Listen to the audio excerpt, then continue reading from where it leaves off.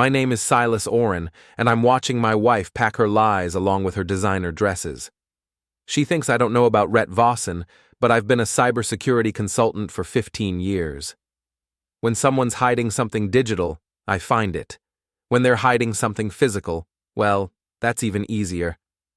Gala stands in our bedroom doorway, her perfectly manicured fingers gripping a Louis Vuitton suitcase like it's a shield. Her auburn hair catches the afternoon light streaming through our penthouse windows, and for a moment, I remember why I fell for her 8 years ago. Then she opens her mouth. Silas, we need to talk. Her voice carries that practiced tone she uses with difficult clients at her PR firm, professional, distant, rehearsed. I lean back in my leather chair, fingers steepled, watching her performance unfold. About your extended business trips to Seattle? Or maybe about how Rhett's investment firm suddenly needs so much hands-on consultation? Her face goes pale beneath her foundation. I don't know what you're implying. I'm not implying anything, sweetheart. I'm stating facts. I pull out my tablet, swipe to a folder labeled Evidence. Fact 1. You've been texting Retaliation at 3 a.m. for the past 4 months. Fact 2. Your location services show you've been at his downtown penthouse 17 times when you claimed to be at client dinners. Fact 3. Yesterday, your friend Madison accidentally included me in a group chat where she gushed about Rhett's stamina and how lucky you are. Gala's composure cracks. She sets down the suitcase with a thud. You've been spying on me? I've been protecting my network security. You happen to be using it for your extracurricular activities. I stand up, moving to the window overlooking the city. The really impressive part is how you managed to embezzle $12,000 from our joint account to pay for those romantic getaways. Very creative expense reporting. It wasn't like that. Save it for someone who doesn't have access to bank records, phone logs, and GPS data. I turn back to face her. The question isn't what you did. The question is what happens next. She straightens, trying to regain control. I want a divorce. I'm taking half of everything, including this apartment. I laugh. Actually laugh. Gala, you've been married to a cybersecurity expert for 8 years. Did you really think I wouldn't protect my assets? The apartment's in a trust. The business accounts are secured. Your access to our joint funds was revoked this morning. Her eyes widen. You can't do that. Already did. Along with changing the locks, forwarding your mail to Rhett's address, and sending a detailed report of your financial irregularities to your boss at Morrison PR. I check my watch. She should be getting that right about now. Gala's phone buzzes. She glances at it, and her face goes white. Silas, please. Please what? Please pretend I didn't find the hotel receipts? Please ignore the fact that you've been planning to leave me for your college boyfriend since he moved back to town? I walk past her toward the door. Your bags are packed. Rhett's waiting downstairs in his Tesla. Don't let me keep you from your new life. She follows me to the living room, heels clicking frantically on the hardwood. You're making a mistake.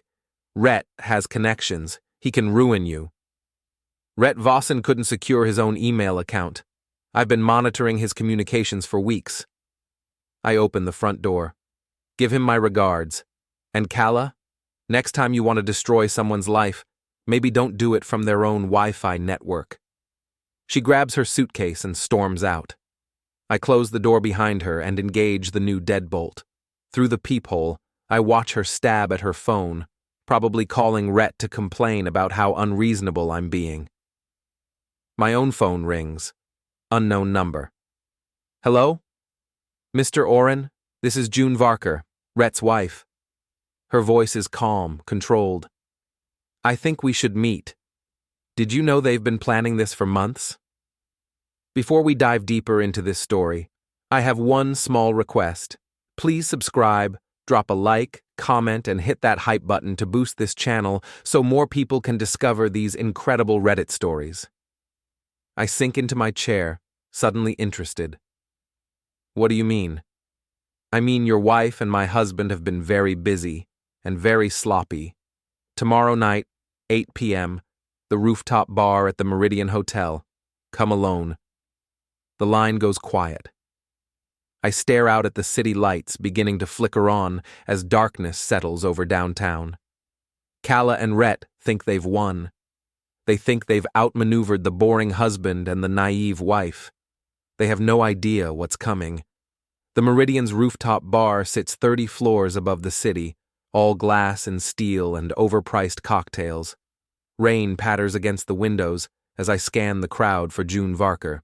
I've seen her in photos from Rhett's social media. Elegant, understated, the kind of woman who doesn't need to announce her intelligence. She's sitting alone at a corner table, nursing what looks like whiskey neat. As I approach, she looks up with sharp green eyes that miss nothing. "Mr. Orrin," she gestures to the chair across from her. "Thank you for coming." I sit down, studying her. "Mrs. Varker, you said they've been planning this for months?" "June, please. And yes." She slides a manila folder across the table. Rhett's not as careful with his home office as he thinks. Bank statements, hotel receipts, even a timeline they drew up for leaving us both. I open the folder. The first document is a printout of text messages between Gala and Rhett, dated 3 months ago. My wife's words jump off the page. "Silas won't fight the divorce if we're smart about it. He's too proud. We can be together by Christmas." "They underestimated us both," June says quietly. "The question is, what do we do about it?" A waiter appears. I order bourbon, double. "What did you have in mind?" "Complete destruction of their reputations, their finances, and their relationship." Her voice doesn't change tone like she's discussing the weather. "I've been married to Rhett for 12 years. I know where all the bodies are buried, metaphorically speaking." My drink arrives. I take a sip, considering. "What kind of bodies?" June opens her purse and pulls out a USB drive. "Tax evasion. 3 shell companies he uses to hide income from his investment firm. Photos of him with other women, not just your wife, and recordings of him bribing city officials for zoning permits. You've been busy. I've been patient. There's a difference." She leans forward. "Your wife has been stealing from his accounts, too. She's playing both of you, planning to disappear with enough money to start over somewhere else." That stops me cold. "What do you mean?" "Check your business accounts tomorrow. I think you'll find some interesting transactions." June finishes her whiskey. "They're planning to attend the Morrison PR charity gala next Friday. Big society event, lots of cameras, perfect opportunity for them to debut as a couple. And we're going to make sure it's a night they never forget." I study her face. "Why are you doing this? Why not just divorce him quietly?" For the first time, emotion flickers across her features. "Because Rhett destroyed my first marriage when I was 25. He seduced my sister, convinced her to leave her husband, then dumped her when he got bored. She never recovered. I married him to get close enough for revenge, and your wife just gave me the perfect opportunity." The pieces click into place. "You've been planning this for 12 years? "Longer." She stands up. "Are you in, Silas? Or are you going to let them walk away thinking they're smarter than us?" I drain my bourbon. "What do you need?" June smiles for the first time since I sat down. "Access to Rhett's office tonight. Think you can handle the security system?" "Please. I designed half the systems in this city." I stand up. "But if we're doing this, we do it right. No half measures." "Agreed." She hands me a business card with her number. "Meet me in the parking garage of his building at midnight. Bring your laptop." An hour later, I'm crouched behind a concrete pillar in the underground garage of Rhett's office building, watching June approach the security door with a confidence that suggests this isn't her first time breaking into her husband's workplace. She produces a key card from her purse. "Rhett thinks I don't know about his spare office key." The door clicks open. We slip inside and take the elevator to the 15th floor. Rhett's investment firm occupies half the building, all dark wood and leather furniture designed to impress wealthy clients. His private office is down the hall, June whispers. The safe is behind the painting of his yacht. I pull out my laptop and connect to the building's network. Security cameras are on a loop. We have 20 minutes before the next guard makes his rounds. June leads me to Rhett's corner office. The space screams money and ego, floor-to-ceiling windows, a desk the size of a small car, and enough awards and photos to stock a museum of narcissism. There. June points to a painting of a sailboat. She swings it aside, revealing a digital safe. He thinks he's so clever using our anniversary as the combination. The safe opens with a soft beep. Inside are stacks of documents, several USB drives, and a small digital camera. June starts photographing everything while I copy files from Rhett's computer. Silas, look at this. June holds up a folder labeled Exit Strategy. Inside are bank account numbers, property deeds in false names, and a detailed plan for liquidating assets. They're planning to disappear to the Cayman Islands next month. Not anymore, they're not. I finished downloading Rhett's email archives. Got everything: financial records, client communications, and some very interesting photos he probably forgot he had stored on his server. A sound in the hallway freezes us both. Footsteps, getting closer. June closes the safe and swings the painting back into place while I disconnect my laptop. The footsteps pause outside the office door. Night security, I mouth silently. June nods toward the window. We duck behind Rhett's massive desk just as a flashlight beam sweeps across the glass. The security guard tries the door handle, finds it locked, and moves on. We wait 5 minutes before emerging from our hiding spot. That was close, June breathes. Too close. We need to go. I pack up my equipment, but we got what we came for. As we ride the elevator back down, June turns to me. There's something else you should know about your wife. She's been meeting with a private investigator. She's planning to accuse you of domestic violence to get a bigger settlement. The elevator reaches the parking garage. How do you know that? Because I hired the same investigator last month to follow Rhett. He mentioned his other case, a bitter wife looking to destroy her husband's reputation. June walks toward her car. Her name was Silas Orrin. I stand there in the dim garage light, processing this new information. Gala isn't just leaving me for another man. She's planning to destroy me completely. Friday night, June says, getting into her Mercedes. The gala. Are you ready to return the favor? I think about my wife's lies, Rhett's arrogance, and their elaborate plan to ruin my life while stealing my money. More than ready.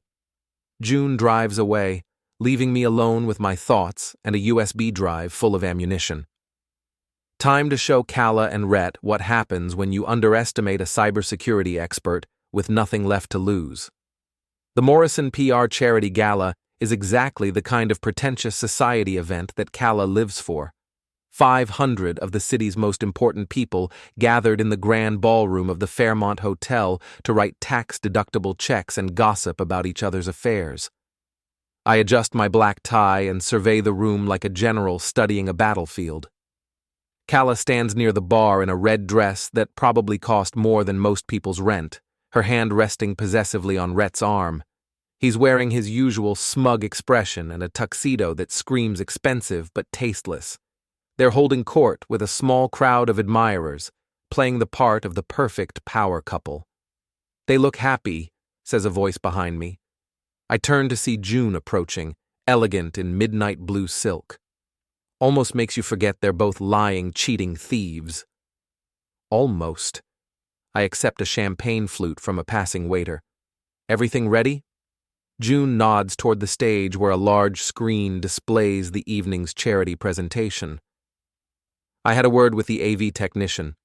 Lovely young man, very sympathetic to stories about unfaithful spouses. Amazing what people will do for the right price.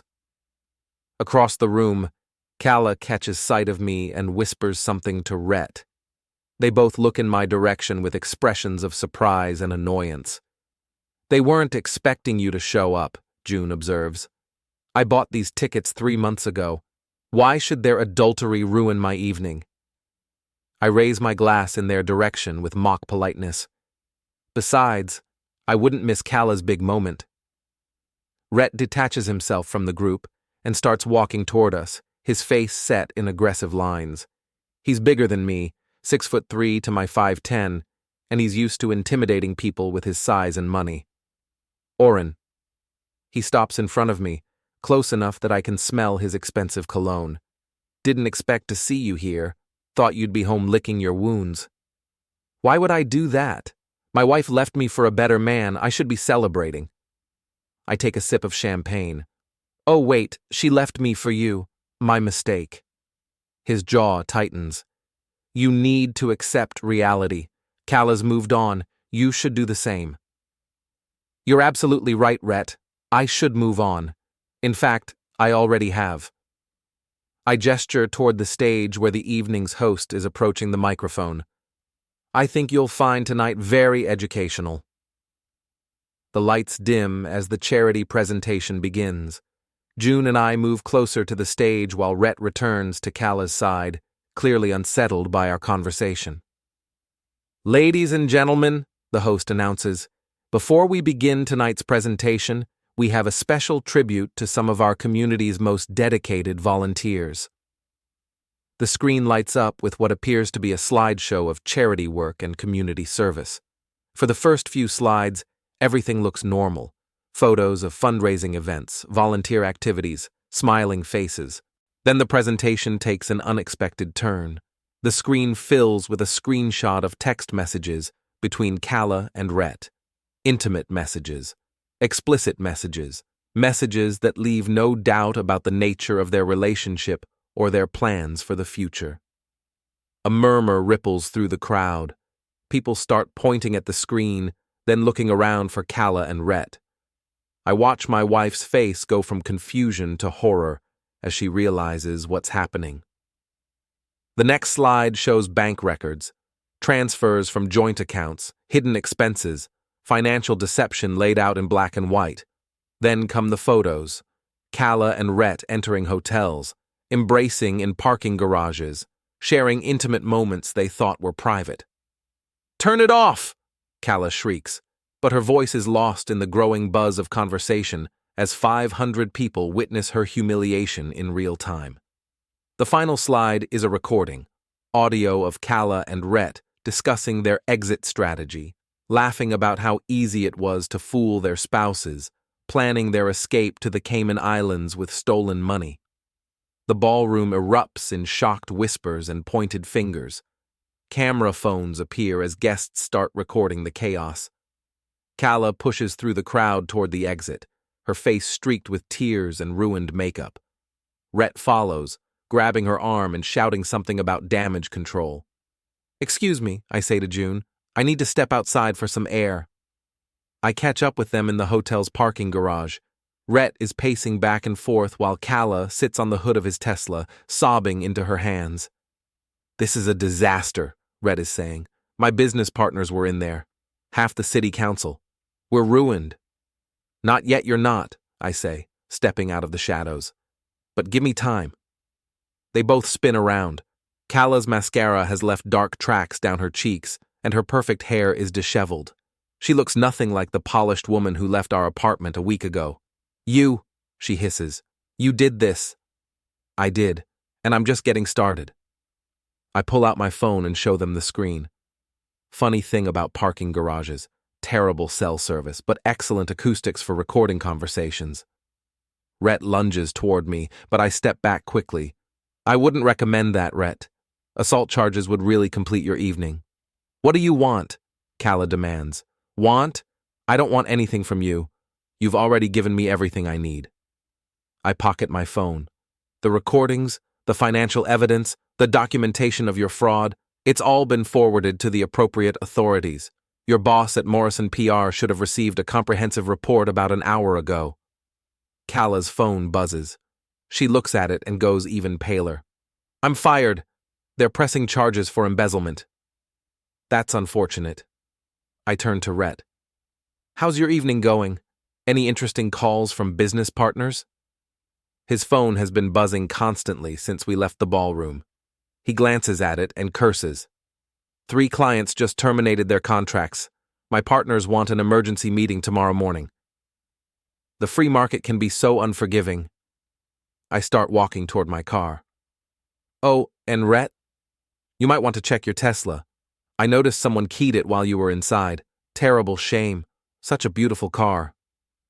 He rushes to examine his vehicle and finds a long, deep scratch along the driver's side, with a note tucked under the windshield wiper. Courtesy of the real man in Gala's life. "You're insane!" Gala screams. "I'm thorough," I correct. "There's a difference. Good night, you two. Try not to let this little setback ruin your romantic evening." I drive home with the satisfaction of a job well done, but I know this is only the beginning. Gala and Rhett are wounded, humiliated, and angry. That makes them dangerous. My phone rings as I pull into my building's garage. June's voice is calm but urgent. "Silas, we have a problem. I just got a call from my private investigator. Gala's hired someone to follow you. Professional surveillance, the works. She's planning something." I park and sit in the darkness, considering this development. What kind of something? The kind that could land you in jail if she manufactures the right evidence. Be careful, Silas. We hurt them tonight, but cornered animals are unpredictable. The line goes quiet. I sit in my car, watching shadows move between the concrete pillars of the parking garage. Somewhere out there, someone is watching me, waiting for me to make a mistake. Time to show them what happens when they bring a private investigator to a cyber warfare fight. The surveillance starts the next morning. I spot the tail as soon as I leave my building, a nondescript gray sedan with tinted windows, maintaining perfect distance as I drive to my office downtown. Amateur hour. I've been expecting this since June's warning, so I'm prepared. My laptop bag contains everything I need to turn the tables on whoever Gala hired to follow me. The first rule of cybersecurity: always assume someone's watching, and always be ready to watch them back. My office occupies the top floor of a converted warehouse in the Arts District, all exposed brick and industrial lighting. I built my business here because the rent was cheap, and the building's infrastructure gave me complete control over network security. Today, that investment is about to pay dividends. I park in the building's underground garage and take the freight elevator to my floor. Through the windows of my office, I can see the gray sedan positioned across the street with a clear view of the building's main entrance. The driver is probably settling in for a long day of surveillance, taking photos, documenting my movements, waiting for me to do something incriminating. Time to disappoint him. I boot up my computer and access the traffic camera network downtown. It takes me 15 minutes to identify the sedan's license plate and trace it back to a rental company. Another 10 minutes to hack the rental records and discover the car was leased to someone named Marcus Webb, private investigator, with an address in the suburbs. Marcus Webb, I murmur, pulling up his business website. Webb Investigations, specializing in matrimonial disputes and background checks. His photo shows a middle-aged man with thinning hair and the kind of mustache that went out of style in the 80s. Let's see how good you really are, Marcus. I spend the next hour researching my new friend. Webb has been a private investigator for 12 years, with a reputation for getting results through questionable methods. His client list includes several wealthy individuals going through messy divorces, and his success rate suggests he's not above manufacturing evidence when the real thing isn't available. Perfect. Gala chose exactly the kind of investigator I was hoping she'd hire. My phone buzzes with a text from an unknown number. Having a productive morning? MW. I look out the window. Webb is standing beside his sedan, holding a camera with a telephoto lens pointed at my office. He waves when he sees me looking. I text back, "Just getting started. Coffee break in 10 minutes. Try to keep up." Time for some fun. I grab my laptop bag and take the freight elevator down to the parking garage. Instead of getting in my car, I slip out through the building's service entrance and circle around to the alley behind Webb's position. He's focused on the main entrance, waiting for me to emerge so he can follow me to wherever I'm going. He's going to be waiting a while. I approach his sedan from behind and place a small device under the rear bumper, a GPS tracker connected to my phone. If Webb wants to play surveillance games, I'm happy to oblige. My car is still in the garage, but I don't need it. The arts district is full of narrow alleys and interconnected buildings, perfect for someone who wants to disappear. I make my way through a maze of back streets to a coffee shop 3 blocks away, then send Webb another text. Running late for my coffee meeting. Hope you don't mind the walk. Through the coffee shop window, I watch Webb panic as he realizes I'm no longer in my building. He gets in his sedan and starts driving in circles, looking for my car, completely unaware that I'm tracking his every movement on my phone. I order a latte and settle in to watch the show. Webb spends 20 minutes driving around the neighborhood before giving up and returning to his original position. By then, I've used the coffee shop's Wi-Fi to access his phone records and email account. The man's digital security is a joke. His password is investigation, and he stores all his client communications in an unencrypted folder labeled cases. It takes me 5 minutes to find Gala's file. The contract is exactly what I expected. She's paying Webb $5,000 to document evidence of my erratic and potentially dangerous behavior. The goal is to build a case for a restraining order and larger divorce settlement by portraying me as an unstable husband who poses a threat to her safety. Webb's notes are enlightening. Subject appears calm and rational. No evidence of violent tendencies or substance abuse. Client insists subject has hidden dangerous side. Will continue surveillance and look for opportunities to provoke confrontation. I screenshot everything and forward it to my lawyer, then start planning Webb's education in the consequences of accepting contracts from lying clients. First, I hack into the traffic camera system and program it to follow Webb's sedan throughout the city.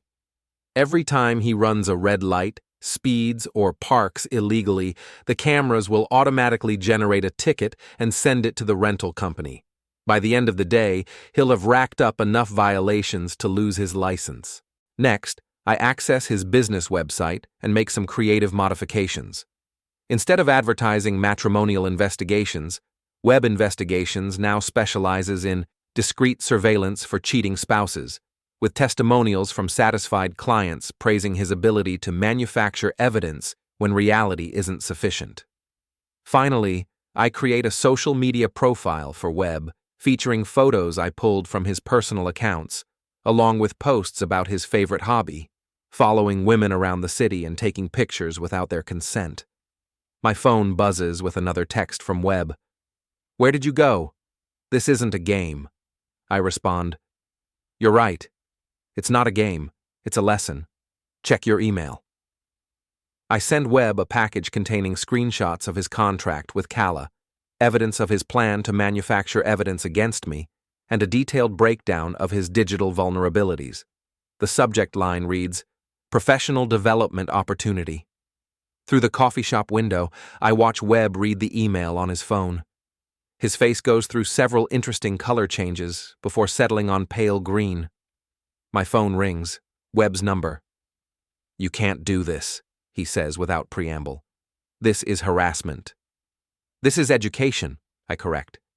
"You accepted a contract to frame an innocent man for domestic violence. That makes you an accessory to fraud. I'm simply documenting your methods for the appropriate authorities." "What do you want?" "I want you to terminate your contract with Silas Orrin and forget you ever met her. I want you to delete all files related to this case. And I want you to find a new line of work, because after today, your reputation as a private investigator is finished." "You're bluffing. Check your business website. Then check your social media profiles. Then check the traffic camera database to see how many tickets you've accumulated in the past hour." I finish my latte. "I'll give you 10 minutes to make the right decision, Marcus. After that, everything I've collected goes to the police, the state licensing board, and every lawyer in the city." The line goes quiet. I can practically hear Webb's brain working through his limited options. "Fine," he says finally. "I'm done with this case. But you're making a mistake. That woman is dangerous. She's not going to stop until she destroys you. Let me worry about Gala. You worry about finding a new career." I hang up and watch Webb drive away, probably heading home to figure out how much of his digital life he can salvage. By evening, his business will be ruined and his reputation destroyed. Gala's surveillance operation just became another expensive mistake. But Webb was right about one thing. Gala isn't going to stop. If anything, this latest failure will make her more desperate and more dangerous. Time to take the offensive before she finds someone more competent than Marcus Webb. I finish my coffee and start walking back to my office, already planning the next phase of my campaign against the woman who thought she could destroy my life and get away with it. 3 days after Webb's surveillance operation collapsed, I get the call I've been expecting. Jasper Hendricks, my lawyer and oldest friend, sounds grim when he delivers the news. "Silas, we have a problem. Gala's filed for an emergency restraining order. She's claiming you've been stalking her, threatening her, and engaging in cyberbullying. The hearing is tomorrow morning." I'm sitting in my office watching the sun set over the city skyline. What's her evidence? Text messages, allegedly from you, threatening violence. Photos of you following her. Testimony from witnesses who claim you've been harassing her at work and at Rhett's apartment building. Jasper pauses. "The messages are pretty damning, Silas. If they're real." "They're not real, but they're probably convincing." I lean back in my chair, considering this development. Gala's learning. She found someone better than Marcus Webb. Who's Marcus Webb? The private investigator she hired to follow me. I convinced him to find a new career. I turn to my computer. "Send me everything Gala filed. I need to see exactly what we're dealing with." 20 minutes later, I'm reading through Gala's petition for a restraining order. It's a masterpiece of creative fiction, portraying me as an obsessed ex-husband who's become increasingly unstable since she left me. The text messages are particularly well crafted, threatening but not quite specific enough to constitute criminal threats, just scary enough to convince a judge that I'm dangerous. The photos show someone who looks like me following Gala through various locations around the city. The quality is poor enough that identification is questionable, but good enough to be convincing in court. Most damaging are the witness statements. 3 of Gala's co-workers claim I showed up at her office making threats. The security guard at Rhett's building swears I've been lurking in the parking garage. Even her sister Olivia has provided a statement about my increasingly erratic behavior during our marriage. It's all lies, but it's convincing lies backed by fabricated evidence. Someone spent serious money and time putting this together. My phone rings, June's number. "Silas, I just heard about the restraining order. This is bad." "It's creative," I admit. "Whoever she hired to replace Webb knows what they're doing. There's more. Rhett's filed a harassment complaint with the police. He's claiming you've been vandalizing his property and threatening his business partners. They're building a pattern of stalking and intimidation." I pull up Rhett's complaint on my screen. More fabricated evidence, more creative storytelling. They're coordinating their attacks, trying to overwhelm me with multiple legal fronts. What are you going to do? What I always do. Fight back with facts. I start typing commands into my computer. "June, I need you to do something for me. Can you get into Rhett's apartment tonight?" "Probably. Why?" "Because I think that's where they're planning their next move, and I want to be ready for them." At midnight, I'm parked outside Rhett's luxury apartment building, watching June use her key to enter through the service entrance. She's dressed in black, moving with the confidence of someone who knows exactly where she's going. My earpiece crackles with her voice. "I'm in, heading to his home office. Be careful. If they're planning something big, they might have security. The only security Rhett cares about is his ego." June's voice is steady as she moves through the apartment. I'm at his desk, computers on, logged in. He never learns. Look for anything related to the restraining order or the harassment complaint. Files, emails, communications with lawyers or investigators. Found something. Email thread with someone named Patricia Vance, private investigator. They're planning to escalate tomorrow after the restraining order hearing. My fingers fly over my keyboard as I search for information on Patricia Vance. Her credentials are impressive. Former FBI agent, specializes in complex investigations, reputation for getting results through any means necessary. What kind of escalation? I ask. June's voice drops to a whisper. They're planning to stage a confrontation. Make it look like you violated the restraining order by approaching Gala. Patricia will be there with cameras, ready to document your violent behavior for the police. When and where? Tomorrow afternoon at the Morrison PR building. Gala's supposed to return to work to clean out her office. They expect you to show up and cause a scene. I smile in the darkness. They're right. I will show up, just not the way they're expecting. Silas, this is a trap. If you go anywhere near that building, I'll be arrested for violating a restraining order I haven't even received yet. I know. I start my car. But I'm not going to let them frame me for something I didn't do. Get out of there, June. Tomorrow's going to be interesting. The next morning, I sit in a downtown courtroom listening to Gala's lawyer paint me as a dangerous stalker who poses a clear threat to his client's safety. The judge, a stern woman in her 60s, reviews the evidence with obvious concern. Mr. Orrin, she says finally, these allegations are quite serious. The text messages alone suggest a pattern of escalating threats. I stand up. Your Honor, I'd like to present some evidence of my own. Jasper looks surprised, but nods for me to continue. I approach the bench with a tablet containing everything I've discovered about Gala's campaign against me. The text messages in question were sent from a spoofed number designed to appear as if they came from my phone. However, the metadata shows they originated from a device registered to Patricia Vance, private investigator. I swipe to the next screen. The photos allegedly showing me following Mrs. Orrin were taken by the same investigator using a body double, a man hired through a temp agency to impersonate me.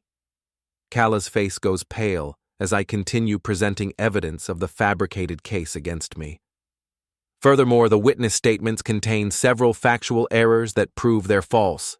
Mrs. Orrin's co-workers claim I threatened her at Morrison PR on Tuesday afternoon. However, my office building's security cameras show I was in meetings with clients from noon until 6 p.m. that day. The judge examines my evidence carefully. This is quite detailed, Mr. Orrin. How did you obtain this information? I'm a cybersecurity consultant, Your Honor. When someone tries to frame me using digital evidence, I tend to notice the inconsistencies. 20 minutes later, the judge dismisses Gala's petition and warns her lawyer about filing frivolous restraining orders. Gala storms out of the courtroom with tears of rage streaming down her face. But I know this isn't over. Patricia Vance is still expecting me to show up at Morrison PR this afternoon, and Gala's going to be desperate to salvage something from her failed legal strategy. Time to give them the confrontation they're looking for, just not the one they're expecting. At 3 p.m., I'm positioned across the street from the Morrison PR building with a clear view of the main entrance. Gala arrives in a taxi, followed 5 minutes later by a woman I recognize from her website photos as Patricia Vance. The investigator carries a professional camera and positions herself where she can document whatever's about to happen. They're expecting me to approach Gala directly, probably hoping I'll lose my temper and do something that looks threatening on camera. Instead, I pull out my phone and start a live stream on social media. Good afternoon, everyone. My name is Silas Orrin, and I'm about to show you what happens when someone tries to destroy your life with fabricated evidence. I cross the street and walk directly toward Patricia Vance, staying well away from Gala, but making sure I'm clearly visible to her camera. Ms. Vance, I say loudly enough for the gathering crowd to hear, I believe you have something that belongs to me. The investigator looks confused. I don't know what you're talking about. The photos you took of your associate impersonating me. The fake text messages you sent from spoofed numbers. The witness statements you helped fabricate. I hold up my phone, showing the live stream. Everything's been documented and forwarded to the police. You're under investigation for fraud, harassment, and conspiracy. Patricia Vance's professional composure cracks. She looks toward Gala, who's standing frozen in the building's entrance, realizing that her final gambit has backfired spectacularly. This is harassment, Vance says, but her voice lacks conviction. This is justice, I reply. And it's being broadcast live to anyone who wants to see what really happened here. By now, a crowd has gathered on the sidewalk, drawn by the commotion and the promise of street theater. Several people are recording with their phones, creating multiple angles of the confrontation. Gala finally finds her voice. You're violating the restraining order. What restraining order? I call back. The one that was dismissed this morning for being based on fabricated evidence. That restraining order. The crowd murmurs with interest. Someone shouts, Is this the cheating wife thing from the charity gala? Within minutes, my live stream has hundreds of viewers as the story spreads across social media. Gala and Patricia Vance find themselves surrounded by curious onlookers, all of them recording the scene with their phones. Ladies and gentlemen, I announce to my growing audience, you're witnessing the final act of a conspiracy to destroy an innocent man's reputation. These two women hired actors, fabricated evidence, and lied to the courts in an attempt to frame me for crimes I didn't commit. Gala pushes through the crowd toward the street, probably looking for a taxi to escape the scene. But the damage is already done. Her face, her name, and her crimes are being broadcast live to thousands of people. Patricia Vance tries a different approach. Mr. Orrin, perhaps we can discuss this privately. There's nothing private about fraud, I interrupt. Everything you did is documented, recorded, and admissible in court. You're finished as an investigator, and your client is finished as a credible human being. A police car arrives, drawn by the crowd and the reports of a disturbance. Two officers approach, looking uncertain about what they've walked into. Officers, I say, ending my live stream and pocketing my phone. I'd like to report a conspiracy to file false police reports and perjury in connection with a restraining order hearing. I hand them a USB drive containing all the evidence I've gathered against Gala and Patricia Vance. Everything you need is on there. Text message metadata, financial records showing payments to actors and witnesses, communications between the conspirators planning their fraud. One of the officers recognizes me. You're the guy from the charity gala video, the one with the cheating wife. That's me, and this is the woman who tried to have me arrested for crimes I didn't commit. As the police begin questioning Gala and Patricia Vance, I walk away from the scene with the satisfaction of a job well done. My phone is buzzing with notifications from social media. The live stream has been shared thousands of times, and the story is spreading across the internet like wildfire. Gala wanted to destroy my reputation and my life. Instead, she's destroyed her own credibility and exposed herself as a liar, a cheat, and a fraud. Patricia Vance's career as a private investigator is over, and both women are facing serious criminal charges. But as I drive home through the city streets, I know there's still one more surprise waiting for me. June has been unusually quiet during this whole affair, and something about her behavior has been nagging at me. Time to find out what my ally has really been planning all along. The call comes at 7 a.m. the next morning, just as I'm finishing my coffee and reading the news coverage of yesterday's confrontation. The story has gone viral. Cheating wife's revenge plot backfires spectacularly is trending on social media, complete with video clips from my live stream and security footage from the charity gala. Silas, we need to meet. Right now. June's voice is tense, urgent. There's something I haven't told you about Rhett and Gala's finances. What kind of something? The kind that changes everything. Meridian Hotel, same bar as before, 20 minutes. She hangs up before I can ask questions. I grab my keys and head for the door, wondering what new revelation June has uncovered in the wreckage of my marriage. The rooftop bar is nearly empty at this early hour, just a few business travelers nursing coffee and checking their phones. June sits at our usual corner table, but something's different about her demeanor. She looks relaxed, almost satisfied, like someone who's just completed a difficult but rewarding project. "You've been busy," she says as I sit down. "The live stream was inspired. Gala's reputation is completely destroyed, and Patricia Vance will probably lose her license." It felt good to fight back. I signal the waiter for coffee. "What did you want to tell me about their finances?" June opens her briefcase and pulls out a thick folder. "Remember when I told you Gala was stealing from Rhett as well as you? It was more extensive than we realized. She's been systematically draining his accounts for months, transferring money to offshore accounts in preparation for her disappearance." She slides a bank statement across the table. The numbers make me whistle softly. $2.3 million? That's just what I could trace. There's probably more. June leans forward. "But here's the interesting part. The offshore accounts aren't in Gala's name. They're in mine." I stare at her. "What?" "I've been planning this for a very long time, Silas. Longer than you know." Her voice is calm, matter-of-fact. "Rhett destroyed my sister's life 12 years ago. I married him to get close enough for revenge, but I needed the right opportunity. When Gala started her affair, she gave me exactly what I needed." The pieces start falling into place. "You've been manipulating this whole situation. I've been directing it. There's a difference." June sips her coffee. "Gala thought she was stealing from Rhett. Rhett thought his accounts were secure. Neither of them realized I had access to everything. Passwords, account numbers, security codes. Every dollar Gala stole went exactly where I wanted it to go. Into accounts you control. Into accounts that don't exist anymore." June's smile is cold.